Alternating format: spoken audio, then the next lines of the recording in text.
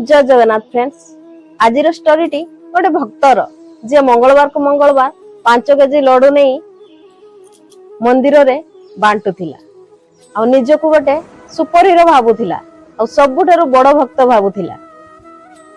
गोटे दिनर कथा, दिने से ता पुओ को नहीं मंदिर जाउथिले। गोटे बेलून वाला बेलून बिक्री करथिला।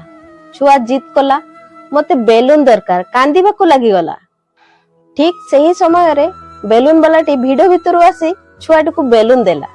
सही समय रे से पिलार बापा रागी जाई कहले तमे बेलून वाला माने सबु एमिति जबरदस्त बेलून दे जाओ, छुआ को कांदीबार देखी पैसा छुलिबा चक्कर रे बेलून देउछ।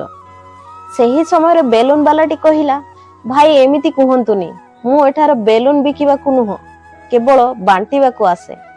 मते केही जणे कहिसंती छुआ पाखरे भगवान वास करंती, सेति पई मु मंगलवार को मंगलवार आसे आ 100टी बेलून बांटी की जाए। एहा मो आडू छोटिया गिफ्ट टिए। एहा कही बेलून वालाटी चली गला। आउ एई भक्त जे निजको सुपर हीरो अहंकारी निजको बड़ भक्त भाबुथिला, ताकू जना पड़ी गला आपण चुपचाप आपण को कर्म करंतु, अन्य को जेते परिबे सहायता करंतु। मने रखंतु खुशी बांटीले बढ़े। आपण मान को जदि मो वीडियोटी भलो लागिथिबो लाइक और कमेंट निहाती करिवे।